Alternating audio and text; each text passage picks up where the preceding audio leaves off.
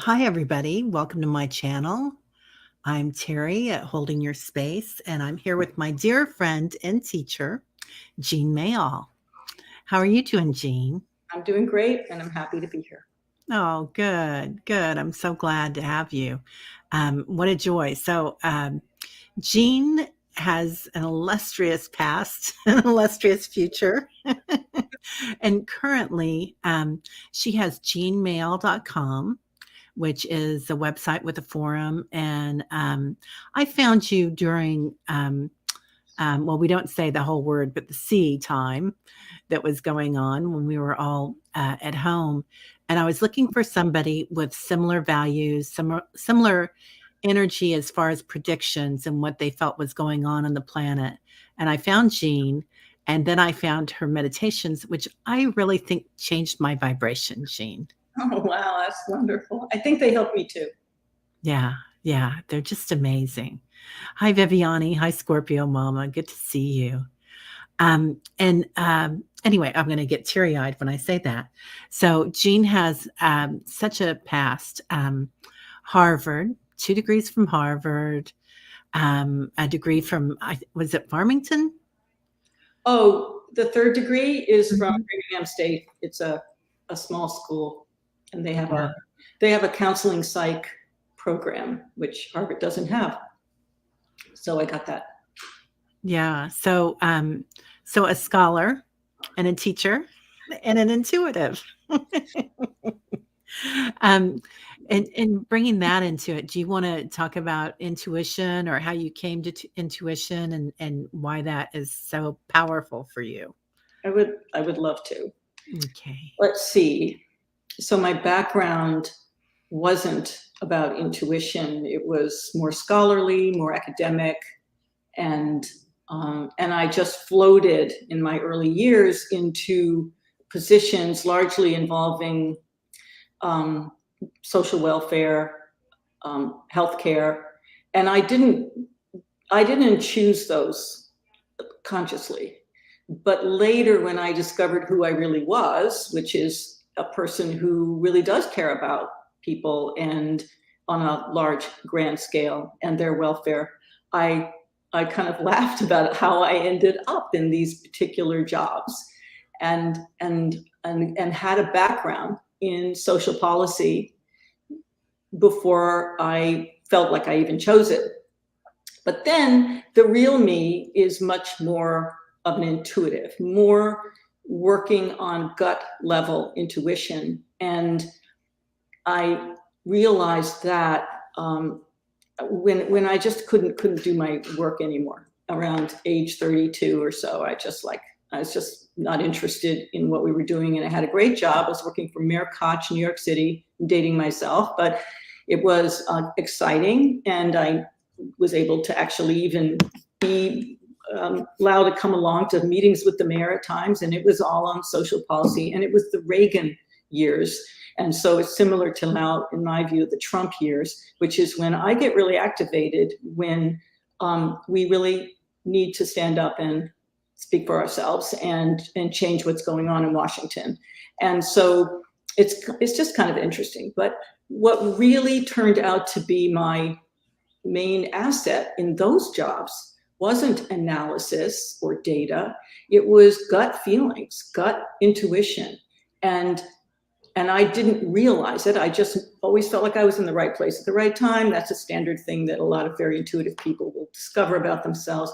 Once I got really going with this, and I learned the tarot, and I found that I could help people in a psychotherapy kind of way. I could understand them when I threw some cards in a deep way. It's kind of like tapping into the unconscious. It isn't kind of, it is tapping into the unconscious in a Mhm. way that, in fact, Freud and William James, who were considered the fathers of psychology, that's what they were looking at back in the 1880s and in 1920s, interestingly enough. And then things shifted in a much different direction. But in any case, I found it was wondrous for me, and I followed it and did it. And then I wanted to teach it. I wanted to share it because I realized everyone's intuitive. Everyone has this. And then I'm probably getting ahead of you, but what No. you're asking, is this all right for you to keep going? Yeah, yeah, I totally meander. If a butterfly goes by, everything changes. Well, at one point, I remember when in 2015, somebody told me I should be on this radio show, and national radio show, and the host asked me why intuition, and I remember what I said that I didn't realize I thought, which is, and this was right around the time that politics was becoming scary in the United States and rogue in the US, and I said, because this is how we can be authentic, be who we are, and have direct relationship to what is going on in the collective consciousness. We don't have to rely on some social media, which is ironic because I have a social media site, but we don't have to rely on somebody who has an agenda, Yeah. wants us to think a certain way if we're intuitive. And so that became really, that helped me to understand what I wanted and what I believed in. And so I started teaching it, and I opened up that forum where everybody weighs in, and all these amazing, remarkable, intuitive people like you and others, some of whom are already very intuitive and already know it, and some of whom are very intuitive but didn't know it. And it's not that difficult to turn it on with people. It's one of those aha things where a person suddenly realizes that they've had this all along. And Right? yeah, and they start trusting themselves. And it's really particularly good for people who are helper personalities, who've always been the ones in the family who wanted to help others, and who sometimes get themselves into codependency, because if your gut doesn't agree with what you're doing, even if you're trained to just serve others and do what they say, once you learn to trust your gut, you can say no to a life that isn't working for you, and you can follow the path that really is yours. That's our t-shirt today, right there. Saying no to the path that isn't good for you. Yeah, I Yeah. love that. Um, and I love that the sense of community too in the forum. So like-minded people, and your power grows, doesn't it? Your energy. Yeah, I think that of all the circles of people I've hung out with, like in my life, in high school, elementary school, high school, college, and after college, that community that sprung up on my website. And I mean, I didn't even know about making a forum. I just had a WordPress site where I would post my predictions, visions, and then there were comments, and the people were commenting so much that I noticed they were talking to each other. And I said, wow, you guys are talking to each other in the comments here. You're not just talking to me. And Mhm. somebody said, Jeanne, start a forum. And I was like, I don't know how to do that. But anyway, I did. And that's when community occurred. And I personally feel that that is my community. No, I don't own that. I mean, those are my people. Yeah. Those are the people I feel there's so much simpatico there. And it's such a good feeling to be around people who you don't have to explain intuition or that you pull a tarot card, or they get it. And they are also willing to read science and understand what we need to know, what's good, the data side, the brain side. They know that that's good too. And the combination leads to us really seeing a good path for the world and for ourselves. Also, Yeah. free thinking people too. It Not everyone is listening to a guru. Right, right, exactly, exactly. And I think community is something that is like such a pillar of not just society, but of spirit, I Oh yeah, think. yeah. You know? Yeah, yeah. When you Whenever, have that. yeah, whenever, what is it? A small group of people, citizens committed, get together, they can change the world. And Yeah. and we that energy is so powerful. Your dog agrees.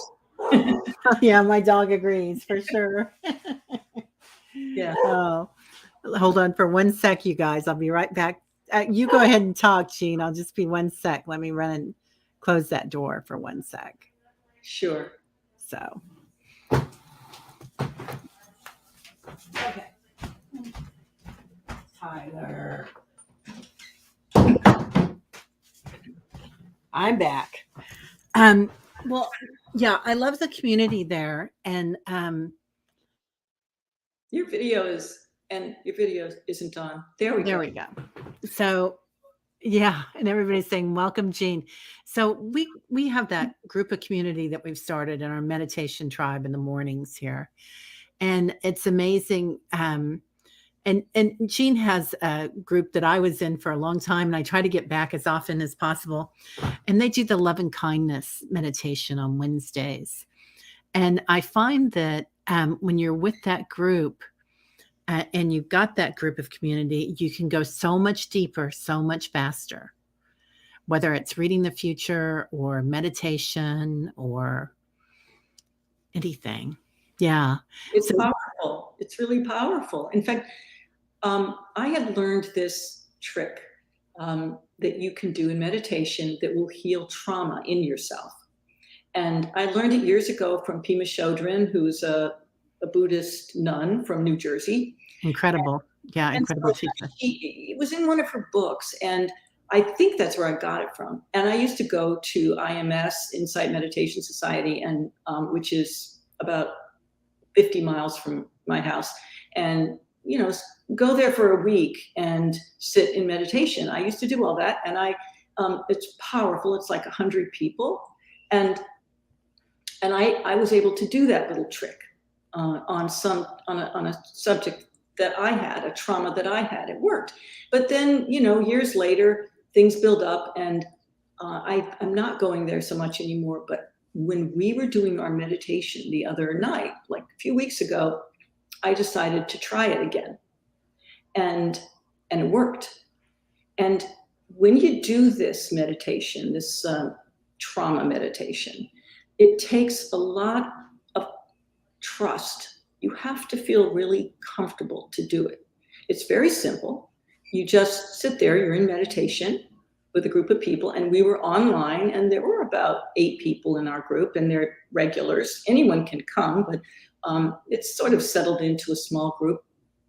And we were silent in the beginning. Then we do loving kindness. So during the silence, what you do is you take your issue, and I don't even remember what it was now. It's so healed. And you take the issue, this trauma that you have that keeps recurring in your mind, and you just feel like I need to finally deal with this thing. Yeah, And, sure. and you're meditating, and you let the feeling, the memory, you let it get close to you, like it's floating in the air, kind of, and you let it get close. And without going into the actual narrative associated with the trauma, you let the feeling come into you, that traumatized feeling, that fear or guilt, that awful, awful feeling. You let it in, and that's the hardest thing, because Yeah. we can go in talk therapy for years and talk about some awful thing that happened. But that isn't really letting it in. You're letting it in like you're bare naked, really. You're not speaking or thinking. And there's this moment where it's scary to do that feeling that you hate. And it goes in, and you can feel your psyche processing it. And it's gone. It's part of you. it's been processed. You're not pushing it away anymore. And I was telling someone about that who was in our group, and she said, I said, I just don't know why I was able to do it. And she said, because you trust our group.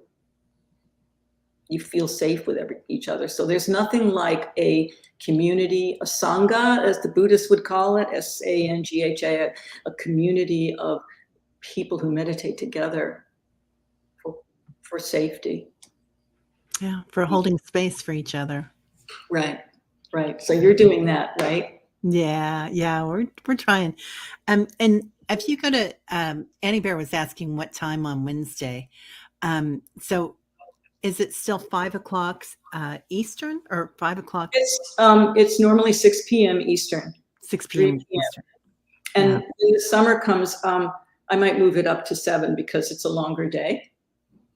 But on my forum, jeannemayell.com/community, that's the forum address, you can go to Circle of Light. It's in the menu, and click on it. And every week I post if there's any change.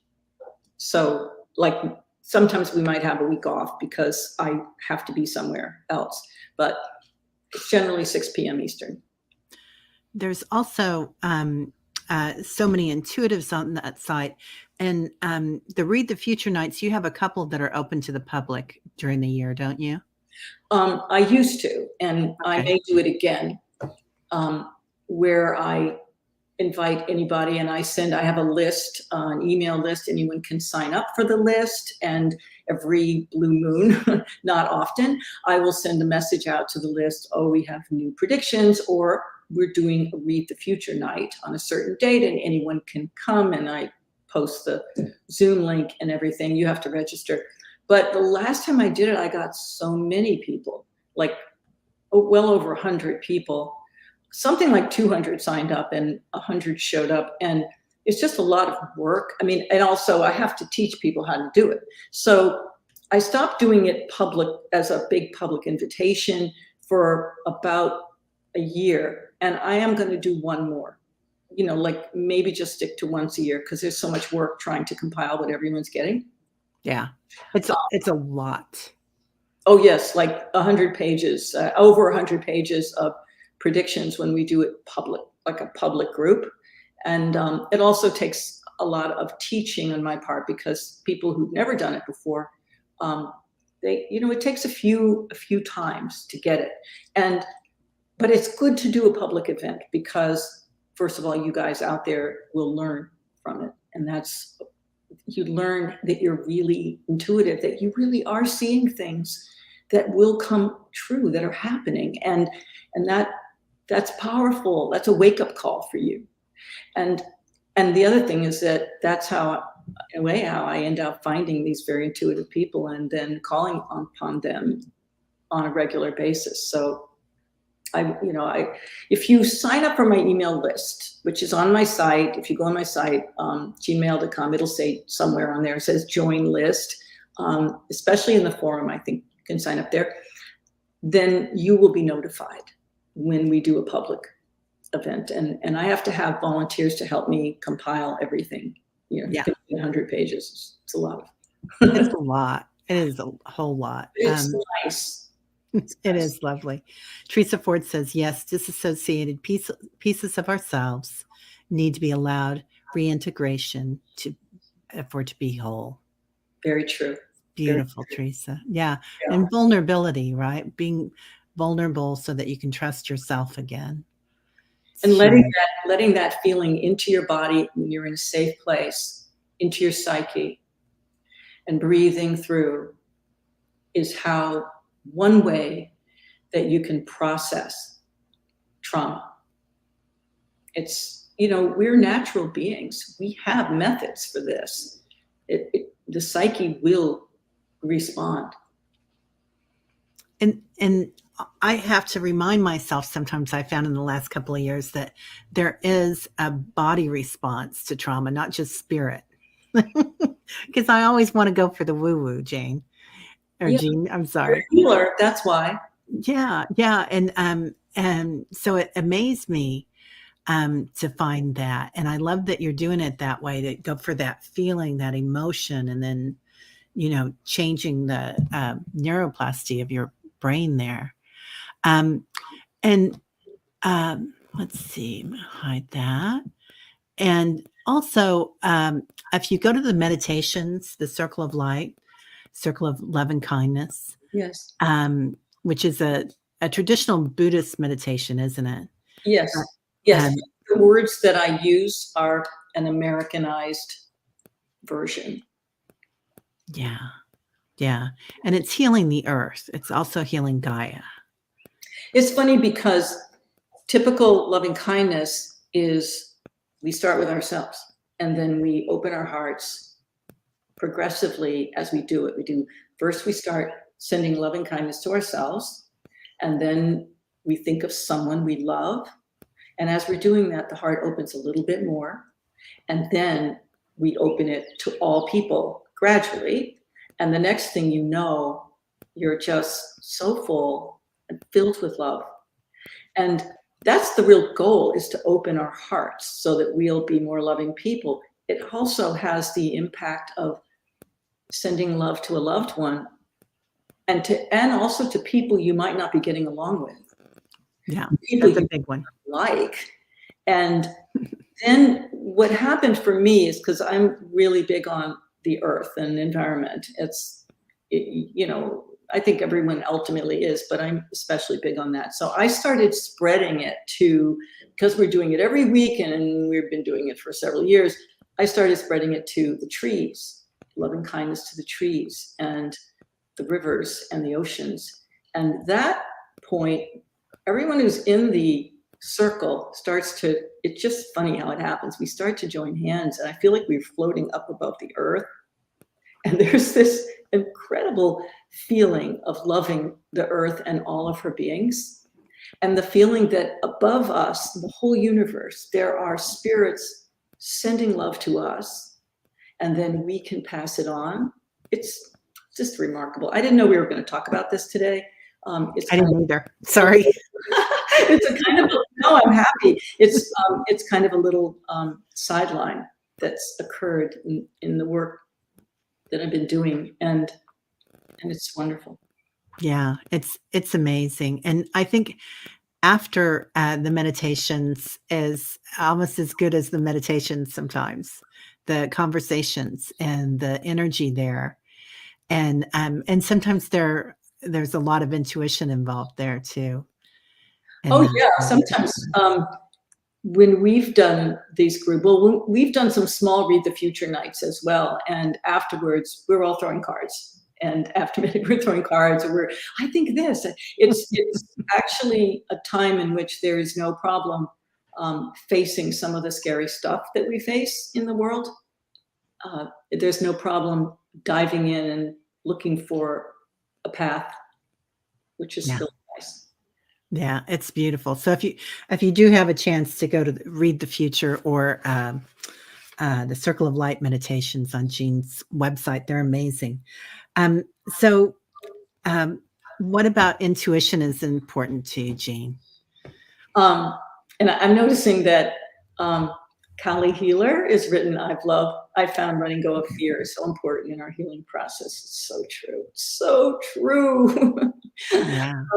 And I do think community helps a lot. We feel supported by each other. So you asked me, like, what's important to me about intuition.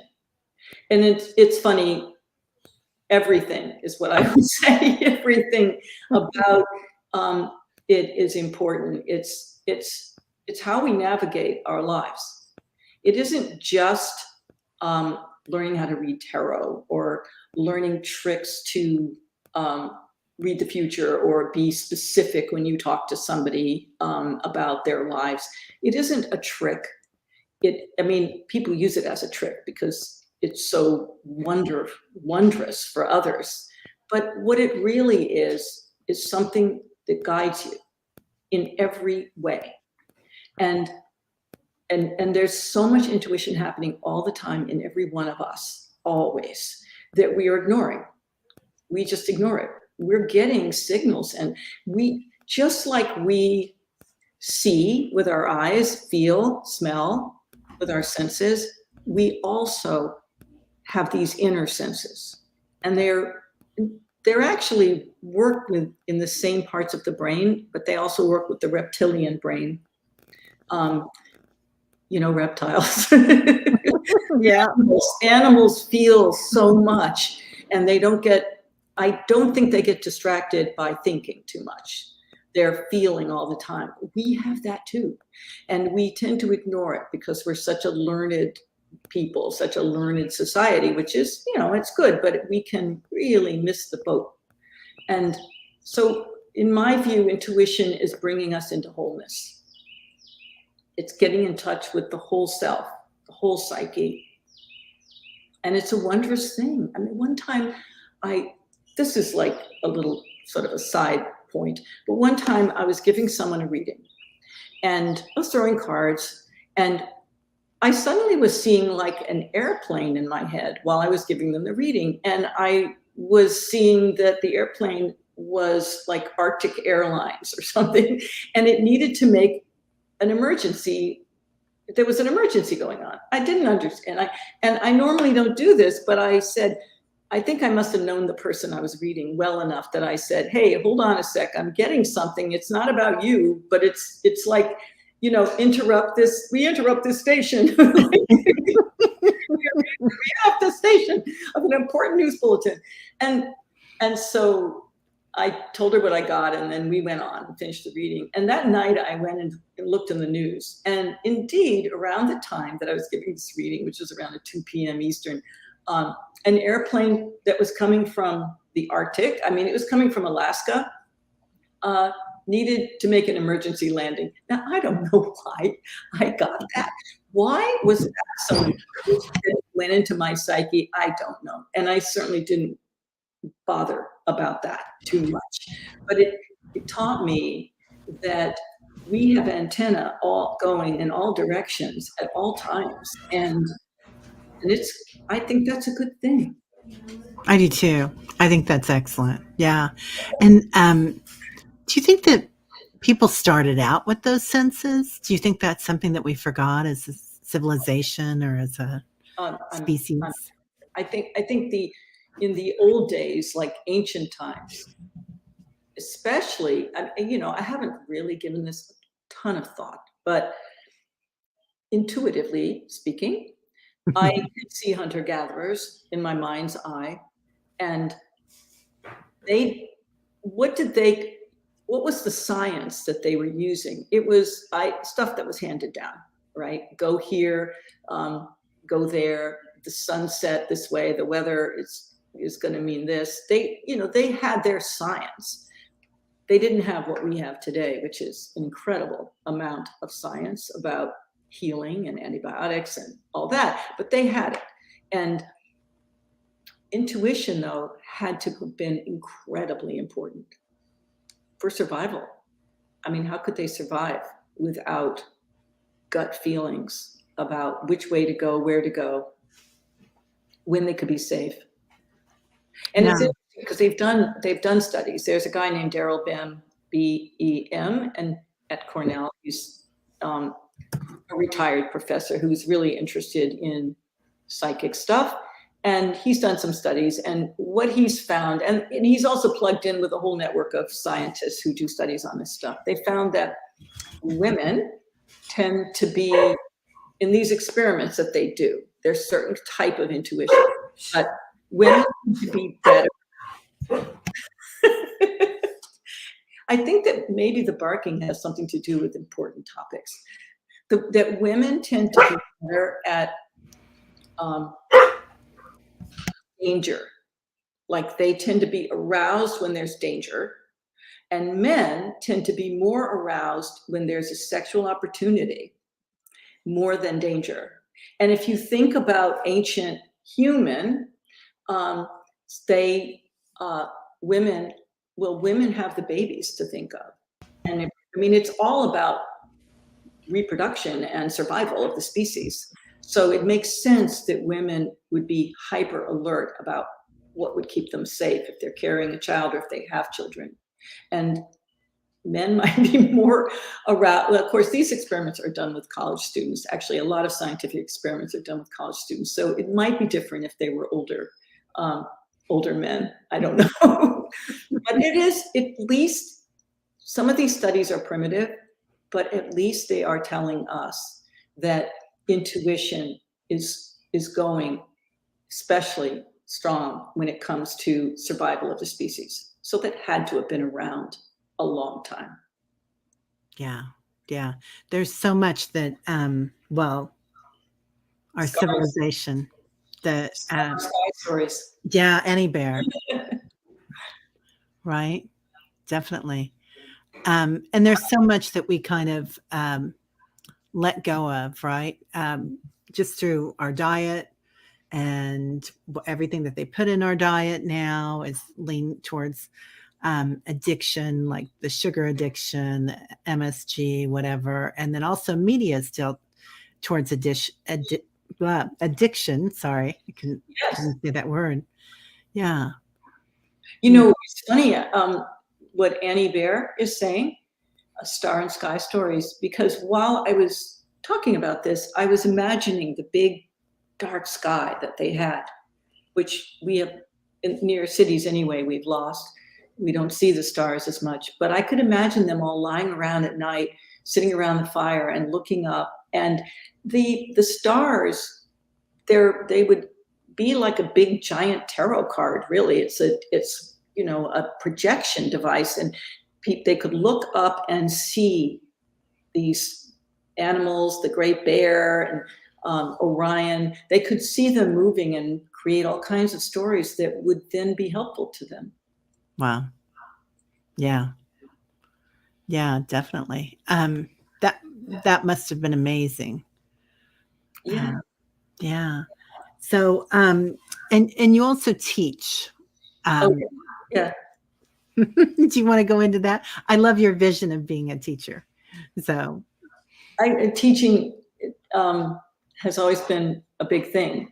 In fact, when I was just the other day, I was cleaning out a whole part of my house, and I found this old children's newspaper that I did when over 20 years ago. I would teach kids after school to be journalists and get them to write articles and interview people. And these kids were 7, 8, 9, 10, and 11. And I was looking at it and I realized I've been doing this thing where I want people to be able to access a part of themselves, a gift in themselves that they might not have been able to access. And these kids created these amazing, very funny, and sometimes really amazing, very sensitive stories. And they were like, how do we do this? And Mrs. Mayell, how do we do this? And I was like, everything you think, just put it down. It's all good. And that's kind of where I am now with the teaching, is to get people.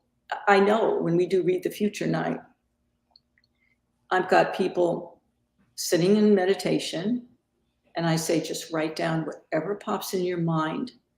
It's, I'll say, like, it is, it's November 2024. Like, we go through a timeline into the future. And I find this really effective for people tapping into their initial tapping into their intuition. Is we're intuitive, you're intuitive all the time, but you might not think about it. So we try this exercise, and this is how Read the Future night got born, is I'll have everyone meditate, and this is a teaching thing. So you asked about teaching. So I will say, okay, I want you to breathe, and we'll meditate. We do loving kindness, so everybody feels really rosy and good about the whole earth. And then we start, and I'll say, so it's now May 2023. So now I want you to write down for June 2023, everything that pops in your mind. And some people feel like they don't trust what they're getting. I go, write it down anyway. And then we go July, August, we go all the way. Last time we went all the way to 2040s, and it was really powerful, the stuff people got. But then I'll say, please send it in. I'm not going to take it from the chat. And I can't tell you how many people will write to me later and say, oh my God, I didn't send this in, but it came true. Oh my Lord. And I'm like, see, you have this. Yeah. You have this ability. And it isn't so much that we have to know what's going to happen in the future. It's to help you tap in to the gift you have. And I love that. I love teaching that. I think for me, it's also so reassuring Yes. just to have a game plan. You mean, yeah, to have some sense of where things are going. Yeah. Yeah. I guess that's it. I Yeah. agree. A lot of times the game plan that we have, we have one, but we don't realize we do. Yeah. And that's interesting, because how is that happening? And I always think that if I focus on a positive outcome for my life and my kids and my friends, then I'm going to somehow intuitively go towards that. Even if I don't know, I don't know why I'm choosing to not move when everybody's moving, like their house. I do think that it's creative visualization, right? If we focus on a good outcome for ourselves, some sort of outcome that we want, that we're telling our psyche, here's the target, take me there. And the psyche will comply if you really focus, unless it's totally ridiculous. Like my daughter, when she was very little, she heard me saying this, and she sat in bed and focused really hard that when she woke up in the morning, there'd be a rainbow over her door. Oh, and it didn't happen because she didn't tell me, or I would have put a rainbow over her door. But anyway, yeah, she's always been good at drawing and painting. Now she's in her 30s, and she creates rainbows in her art. So I do think that it's good to have a game plan, and it's also very good to throw. I think of it as throwing an anchor into the future. Like if we're all floating on a boat, if you take the anchor and throw it, then your boat will gradually sort of move towards it. And I think of that when I think about a positive future. Yeah. It else about it that's so amazing is I used to read the future by myself years ago. Once I started the website forum, this guy named Brian called me up one day, and he's from the other side of the country. And he said, I'm so fascinated with what you're doing. And I want to help you. And he did help me. He helped me set up some part of my website, and we would meditate together. And he kind of wanted to learn what I was doing, but also he wanted to direct me. And he was a meditator. And Brian said, could you try reading the future, just thinking a positive future, just positive? And I'm sitting there in my couch by myself in my house, and he's in Washington State, or Portland, sitting in his house. And I start focusing on positive future. I'd never done that before. And we started doing it now. I do that with Read the Future Night. I have us begin with positive. And the interesting thing is that those positive visions have come true. It wasn't just pink clouding. So is it that we were able to find that path, or is it, I find it hard to believe that 100 people thinking positively would actually cause the election to turn out the way it did. It's just that it brightened our lives. It gave us hope, and it made us feel safe. And then we started seeing the good that was coming. So in a way, you were saying you have to have a game plan in some way. And I would say, make it a positive game plan. Focus on a positive future, which I'm sure, Terry, you would do. And you would be navigating your way through life, and you Yeah. be to the positive aspects of the world. Right. And I think that's so great. And we are all mini creators, aren't we? Creating our own life, our own paradise, or whatever we want. And like and that's so much of our environment, like what we take in with news and how we take it in and how we feed our bodies and how we drink the right water or unhealthy water. I love that idea. We're creators of our environment. I remember when my in-laws were moving, they were retiring and moving from New Jersey, and it was right at the time that there was a crash in the stock market, and interest rates were soaring, and how are you going to sell your house and all that. They completely ignored it.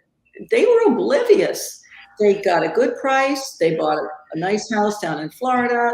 They just kind of sailed through. My mother-in-law was the most positive person I know. And there was never any like, oh no, what do we do now? And she created a positive life. You know, we used to say that when we'd go camping with the kids and go to the lake every summer. We'd do that every weekend, and it was always, you know, doom and gloom on the weather, and we were like, no, we're not going to listen to that. We're just going. So there Really, were, with weather. yeah. I can't tell you how many trips we've taken, hiking trips. We took a trip to Europe. It was supposed to rain the whole time. We went anyway, and it was. Yeah, yeah, yeah. Can you hear that? Is that loud? No, what? Not hearing it. Oh, but your video just froze. So I guess I'm gonna chat. I'll see. While you're getting your bandwidth back, I'll chat and see if there's anything. Oh, here's something I can talk about. I don't know if everyone else can hear me though, because Terry's is frozen. I'll give it a try. If the whole tape stopped, the recording stopped, then fine, no big deal. One of the things that I do that's a little different than a lot of people who do predictions is I insist on tracking our predictions. So I have this, we have the predictions all posted on my website, and then I don't know if you guys can still hear us, because it looks like Terry's gone offline and is probably going to come back. So if you can hear us, then please just make a comment. But anyway, while I'm waiting for Terry to come back, we actually track our predictions. Terry Renner. Hi. I'm still talking.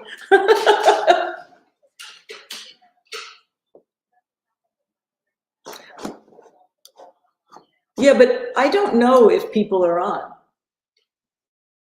We might all be. I'm sitting here talking away, and it looks like the clock is still going, but I have no idea. So I'll just keep talking until you come. Okay. Excellent job. That's so funny. I'm so glad you were here. Terry, I was telling you, I'm a motor mouth. I just love to go on. I was telling everyone how we track our predictions and how important that is. Originally, I started tracking them because it was a teaching tool. I figured if people saw that what they saw had come true, they would be like a wake up to their own intuition. But now I find it's fascinating. It's just incredibly fascinating to track the predictions. And on my website, I have a page for each year. Like right now, 2023 hits for 2023. And we get like 1,000 hits a year is kind of where it comes to. And it's crazy that we get that many. And then in the forum, there is a whole thread that is about hits, because that way people help me out. They see that way I can get other people on it. And sometimes people just send in their own hits, which is great. But other times there are people, there's one woman who's a retired librarian named Lenore, and she tracks the hits at a massive scale and she sends me every week a list of about 30 hits, which is crazy and fun. Yeah, she's amazing. I've seen her on there, and it's amazing how much talent there is now, or gifts, whatever you want to call it. Yes. Yeah, because I'll tell you what, if you get a chance, everybody, please try to go by. Jane's been lurking, and she says she's got to go. We'll see you later, honey. Yeah, lots of new ideas. So, and then what do you do in your free time? I'll let you tell it, but I love what you do. Free time. I'm a big gardener, and I'm on a kick now of native gardening, trying to convert my yard to native plants, and working on that. But the rabbits are voracious. And I do veggie gardening too. I have a plot in a community garden, and I'm on the board of that garden. So that's a nice thing to do. That's my happy place, is the community garden, especially at night in the summer. Go there, and I feel like I'm in the middle of wilderness somewhere. It's an ancient connection, right? And Mhm. then I do town politics, anything to do with the environment or injustice. So, Annie Bear says she loves native plants. Yeah. I mean, it is so fun, and it's only been about 2 years that I got into it, and I got into it in an obsessive way. I bought like 400 little plugs, little small, and a few trees that are really good pollinators, like oak trees. The white oak tree is probably by far the best tree for our environment, because there are so many insects that can pollinate and spread seeds, and the more plants that we get, the more caterpillars are fed, and the more caterpillars and little soft-bodied insects are fed to baby birds, because baby birds cannot eat bird food. They have to eat soft things. Every baby bird needs 7,000 caterpillars to survive. Whoa, what? Yeah, and we've lost 3 billion birds on the planet, and so anything that comes up, like in my own town, I'm a big advocate for protecting the environment, and it is not easy. It's not an easy job, and because you come up with ideas that are unpopular. And so the other thing I'm doing now is I'm not organizing it. I'm a participant. It's called social discourse, and learning to talk to people you disagree with. And so we're actually doing one tomorrow for 2 hours, and I'm not running it. I'm a participant because I need it, because I'm so passionate about the environment and about social justice that I can get pretty worked up in a negative way when people won't, right?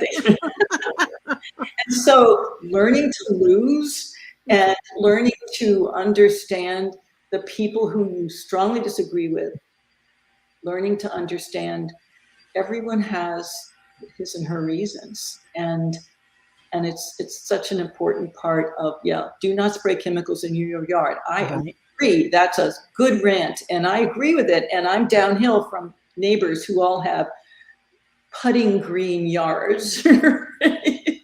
And they are spraying, of course, they're putting everything, and it's all coming downhill, and then I'm surrounded by wetlands. So that's another thing.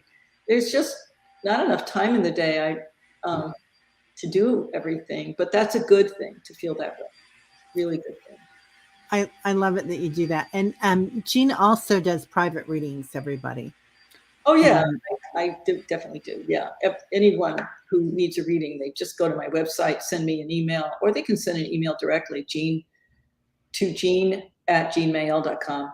Jeanne spelled Jeanne, and just say, I want a reading. And if you want to know more about the reading, go to like the price um, and um, and the what it's about. I do 1.5 hour readings and 1 hour readings. I prefer 1.5 hour, Yeah. and it's really about whatever you need, I mean, any topic, anything. But I like to start with a vision of your high self, of your best self, and then we go from there. So Yeah. thanks for mentioning that. Yeah. Yeah. Yeah. And yeah, 90 minutes, 100%. You go for 90 minutes because that's the best. Or 2 hours. Oh yeah. We've Well, done that before. I've got like enough people that um, keep me busy, but I don't like.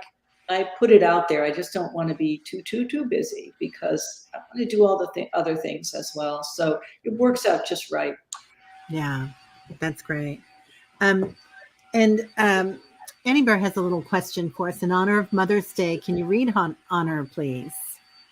So, do you have your cards with you? Yeah. Hold on. Oh, Good. I'm using the cards to hold up my microphone.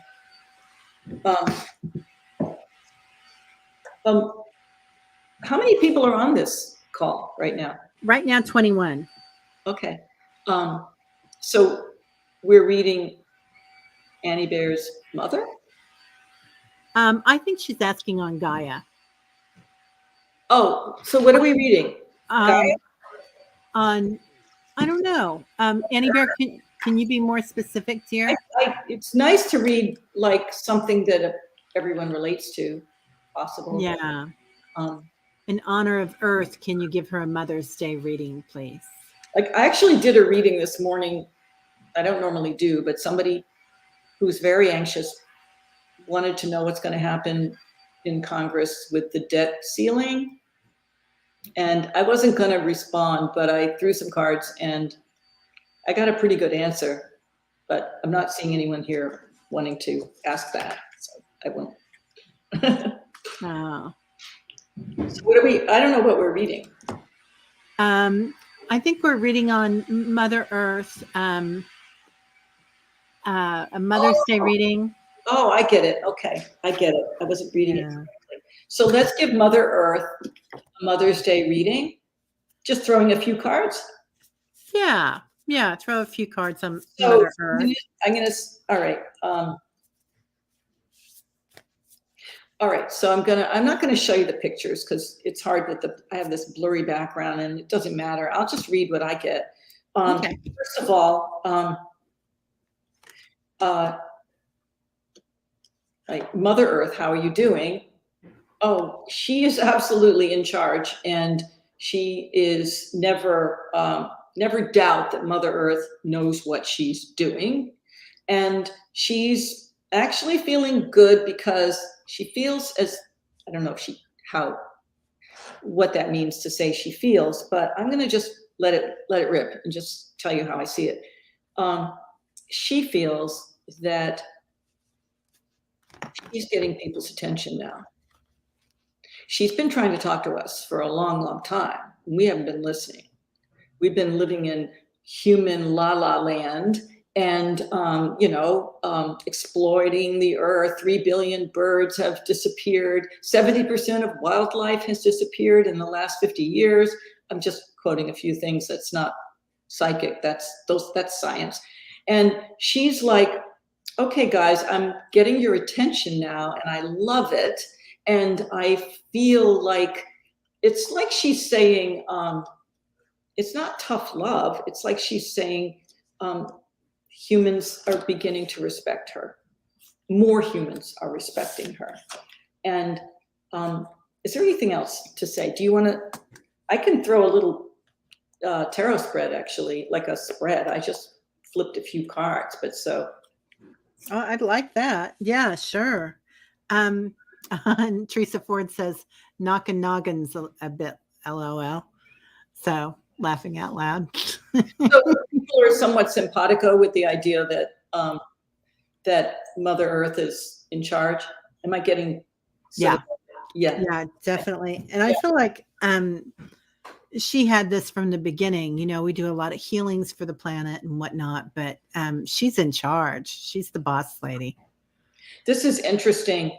So in the spread I'm doing, it's called the Celtic Cross. There's a card for the past and there's a card for the future. And there's several cards for the future, but in the past, she's showing us the star card. I love it. And what it means is, to me, what it means is she's looking at us and she's saying, you guys were so like dreamy and hopeful. She's talking to humans. And she has to talk to humans because we have really done a job on the planet and we have disregarded her. And she's saying, you guys were living in la la land, you know, just thinking the abundance would never end. You know, you get energy from hydro, from dams, damming up things and, you know, taking oil out of the earth. And you were just like, hey, everything's great. And thinking that you had a great future. And now that's the past. She's actually very compassionate about us. She's not mad, although she might start to show some anger at some point. But she just thinks we're just children. And then in the future, this is the great card. This is the Empress. Oh, nice. I have to go into settings to shut off my. Wait, I don't know how to you can put it in front of your face, Jeanne, and it'll. There you go. Yeah. Oh wow! Thank you. Yeah. And you can bring it forward. It doesn't have to. Yeah. So there's the Empress, and the Empress is sitting upright, and she's strong. She's in great shape. She's got, you know, muscles, you know? Mm-hmm.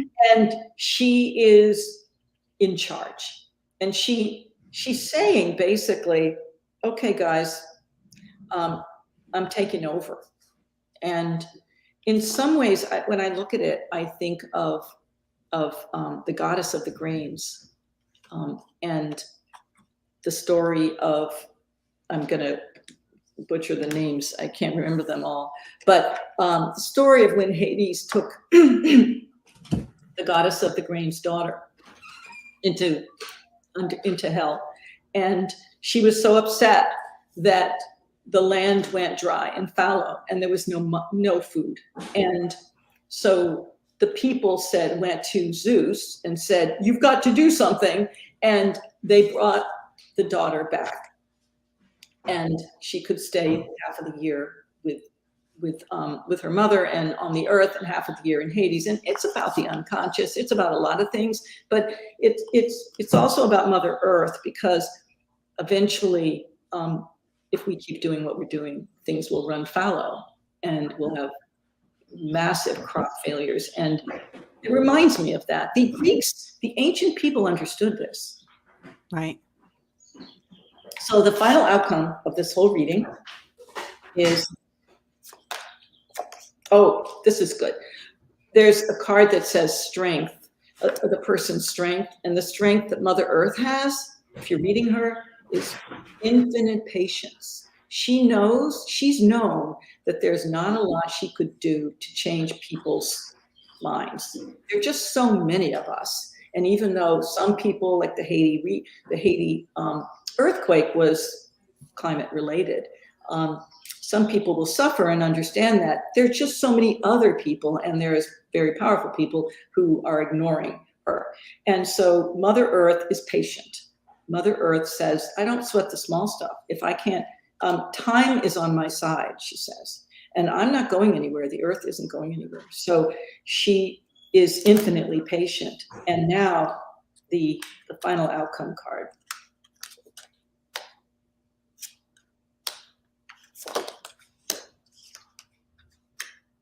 Well, okay.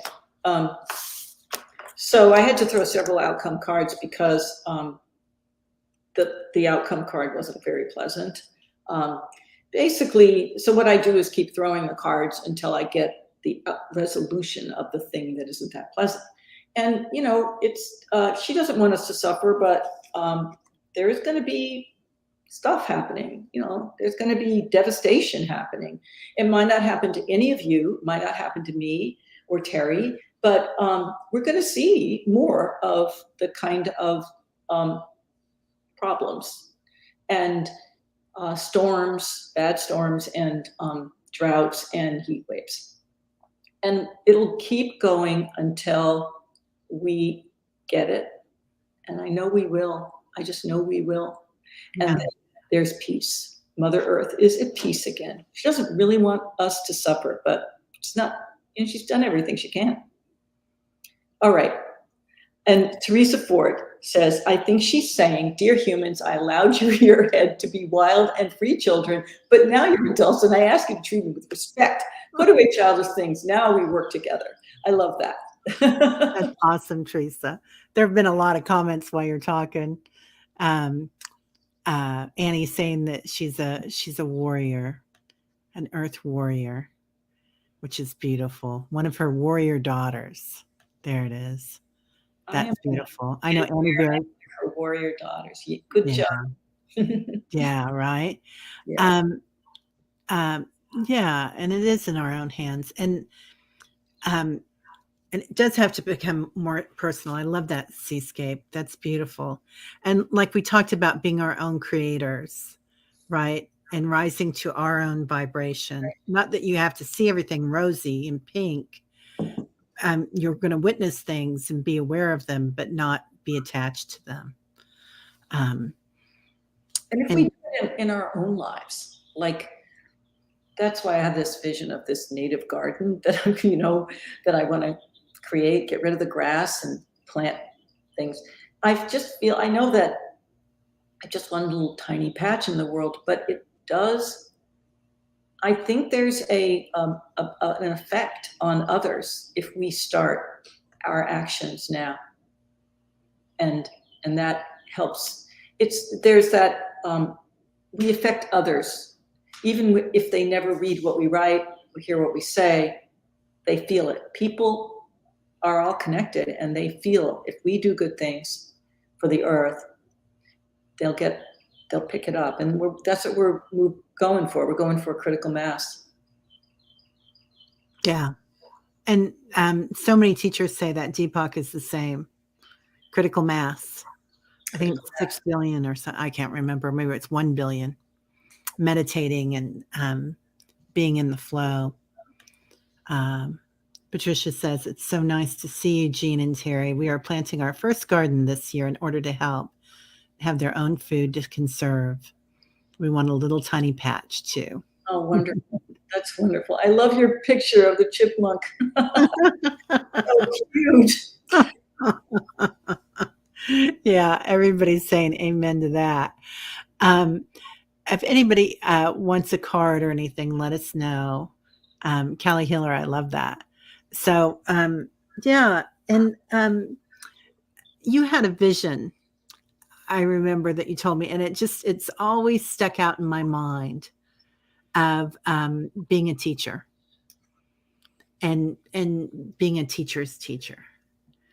Oh, you mean I had a vision about you or It me? was about you and the planet or our future. Oh, years ago when I was first giving readings in my 30s,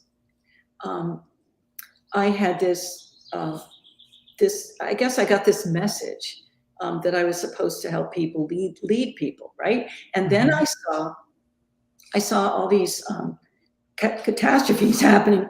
I didn't know when they were going to happen, but I saw catastrophes happening. I'm always focused on the Northeast because that's where I live. So I saw people, I saw seas rising up. So this was like in the 80s that I was seeing this, 1987 or so. I saw seas rising up just a little bit in storms, and I saw people freaking out. I mean, this isn't the whole world. I don't want to scare people. This was just a vision I had. And I thought, oh, I saw all these helper people, and they were running down to the shore. It was like New York City or Rhode Island area stuff, and they were pulling people out of the water.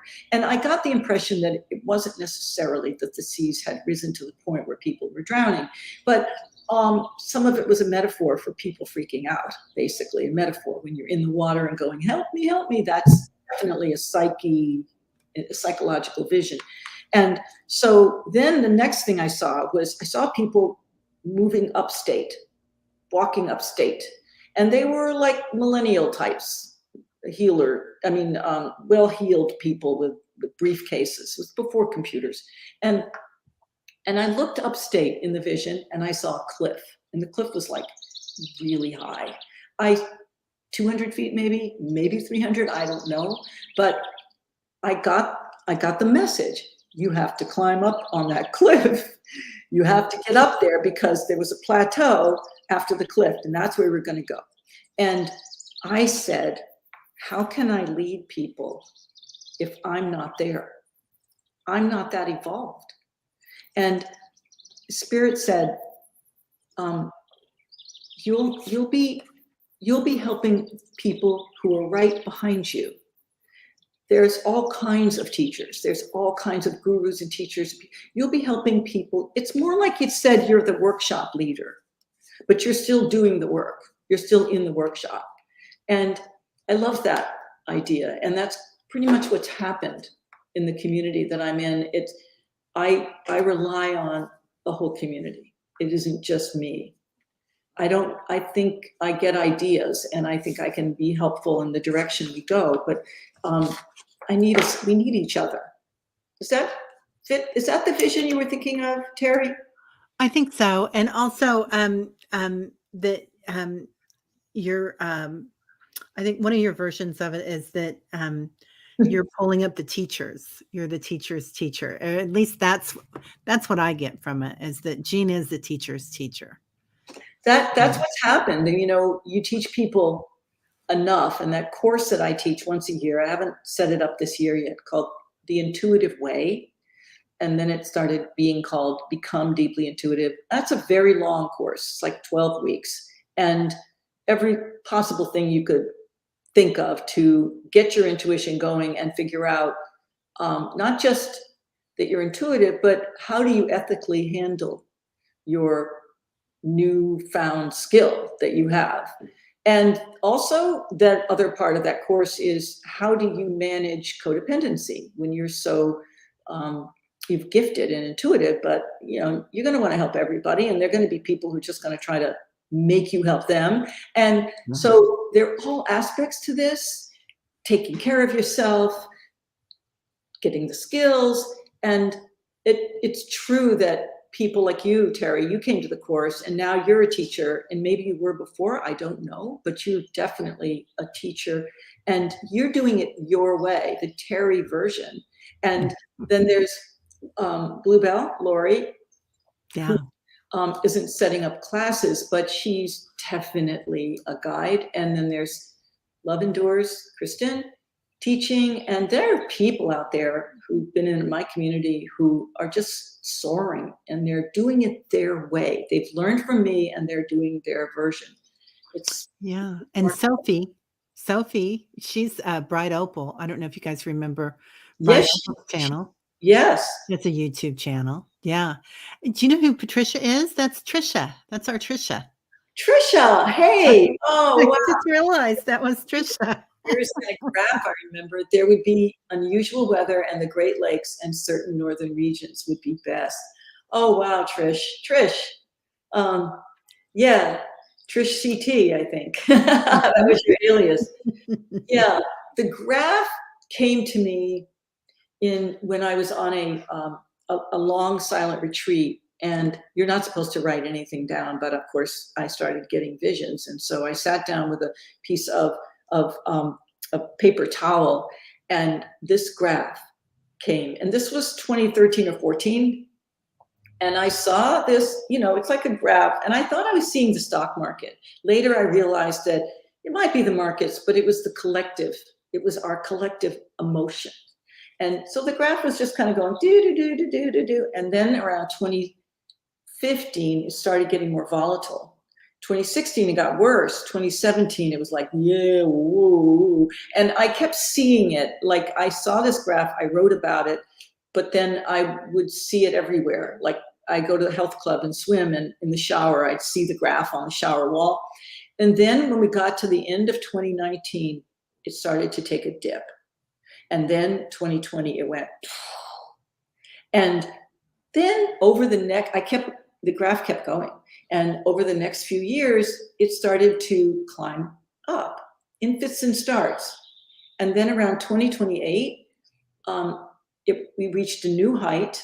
We were back in our state of, in a sense, contentedness, but we were a lot wiser. And there were two women on top flashing a victory sign. And I thought, oh, that's the president and the vice president. Now, I don't know if my interpretation was perfect, but certainly the direction of things came true. And for a long time, I didn't want to tell people. Like, I put it on my website, but then I started creating this website of hope, so much hope. And then, it was 2018, and now we were in 2019. I do remember people were saying things, and I wrote, guys, I did have that graph, and something's going to happen, but, and then I remember, Bluebell, or it was Love Endures. She's one of our regulars. She said, I remember, Jeanne. Okay, shut up. She didn't say shut up, but she did say, I remember. And I took it to mean like, yeah, I know you don't want to make a big deal, but it happened, right? We did crash, and we survived. Some people didn't survive, and I don't know those people. So I want to make sure I acknowledge that for many people, it was a really bad outcome. But as a collective, we did survive, and we're growing out of it. And I think we're better for it. Yeah. And I do think the graph is correct, that we're going to be okay. And then Tricia mentions the Great Lakes. That was another vision where I saw the Great Lakes all shiny, like light coming off of them. And so I felt that was a message that for climate change, that there will be a lot of migration, and that water, of course, is going to become like gold because of all the drought. Until there's a time will come when we will figure out how to move water around, because the problems of climate change right now are all the transition, the change. We're not prepared, and we're not going to lose water. We're just going to be getting too much in some places and not enough in others. And so we're going to have to really adjust to that. But Great Lakes is always a great location because it's, especially the more easterly you go, because there'll be a lot of water, tons of water, fresh water, and there'll also be a more moderate climate. But the other vision I've gotten while I was walking in the woods one day this was years ago, and now I really think it's already happening, is that as the planet heats up, people in the northern latitudes will go south to the southern latitudes in the summer. The southern hemisphere in the summer, and then we'll chase winter because summer in many places is going to be much too hot. Yeah. So there's all kinds of stuff that comes. Right. Yeah. Yeah. We're all trying to get the same place the best way we know how. And we will. That's the thing. The pandemic really shows that we do adjust, that we do get through, and we all will have wonderful stories to tell. It's not all bad. Yeah. Yeah. Water relocation system, similar to oil pipelines. That's a great plan. And I've been seeing that. In fact, I posted something recently about that there's a section on my site under predictions that is called the decades ahead. And it's just a brainstorm of ideas, of thoughts that are coming. And one of them is this pipeline system. I had synchronicities. I wound up sitting next to a gentleman on a flight back from Mexico, and he said, "Oh, how are you?" And he was Swedish, and he was so fun and so bright. Anyway, he was one of the CEOs or whatever of this international. It's not quite a pipeline, but what they do is they pump water. And they'll do it for your house. They're designing things for municipalities, for industrial, for in every way. And it's groundwater, working with groundwater, working with individuals, and designing things so that when you turn on water, you're not turning on, for hot water. You're not leaving it run for so long to get hot water and whatnot. But I was just like, it was just amazing. And he said, we've got this. We just need to fix it. Yeah, that geothermal is becoming big. Yeah. And we get too much water at certain times. Well, they've been predicting for years that the scientists have said climate change will involve too much water and too little water, like drought and deluges. And we pump water out of our basement, and so that it doesn't actually reach the basement level. And my husband and I are like, how can we use that? Right. How do we save that and use that? So there's all kinds of new technologies and new industries that will pop up. Yeah. It's an exciting time. It is a really exciting time, isn't it? So what do you foresee at this point? Like, and we've got a couple people that want cards if they can too, but like that move to the Great Lakes area. Because I'm always looking at land in the Great Lakes, I have to say. Yeah, And that migration. I was trying to change my background so I don't have a blur, but I don't know how to do it. All right. Oh, you can just go to settings. I did, but Okay. maybe if I go to virtual background, here, just hit none. There we go. Now, okay. So I'm sorry, ask the question again. I was focusing on these okay. cards. That's okay. About us moving to that area, to the Great Lakes. You particular moving? Or anybody? Just as a community. Yeah. If that's where we're all gravitating, is towards areas like that, and Montana, and it seems like there are a lot of collectives that are starting to do that. Interesting. Yeah, it's funny. I know my own region pretty well. Montana, I would want to look at the amount of drought that they already have there, because that's kind of an area that could be in between. So I don't know if they have forest fires already, but They do. Yeah. Yeah. Well, forest fires in dry areas are going to go crazy, and I don't know what the technology will be to fix that. I'm sure there will be, but intuition is also very much based on where your own mind is going. And in my area, which is New England area, I really feel like Vermont and there's Lake Champlain, and upstate New York is another area that I just think, well, those areas look really good to me. And of course, Canada, but I'm not really thinking about Canada going there. I've always liked Burlington, Vermont, and Lake Champlain area. And because you see the Northeast is, it's more humid. So we're not, at least not yet. And when I say yet, I mean like not in the next 20, 30 years. I don't think we're going to be deluged with forest fires, but unfortunately in the West, they're already doing that, getting that. So I'm trying to balance what I know is the data that I know with my mind, and with my intuition. And my intuition has always told me, go to Vermont, go to upstate New York, and Ohio, I think, is also on the lakes. So east of the Mississippi, north of the Mason-Dixon line. But that doesn't mean those other areas aren't good. I could throw a card on, but it isn't based on, my everyday intuition has always felt, go to Vermont. So as far as... so we have time to fix this. I mean, I get a really good card on Montana. Oh, nice. That's the universe card.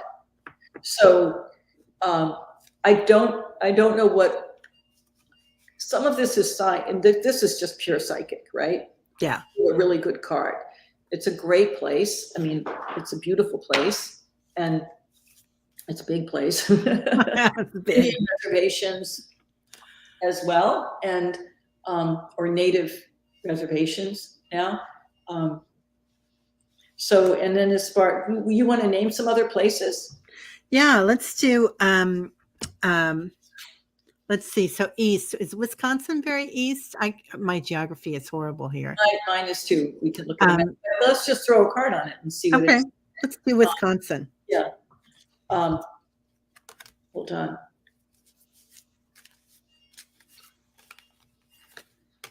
I mean, right now I'm getting really good card for Wisconsin. Now, Madison is a really, oh, wow. Isn't that beautiful? That's beautiful. Yeah. And this one is Pines. a beautiful place. This implies that I couldn't help but think of Madison, where university is. And the only time I've ever been to Madison was they have a poverty center there. And I went there to gather data for a book that my colleagues and I were writing back in ancient days in the 80s. And it's on the lake. And I just feel like it had such good energy.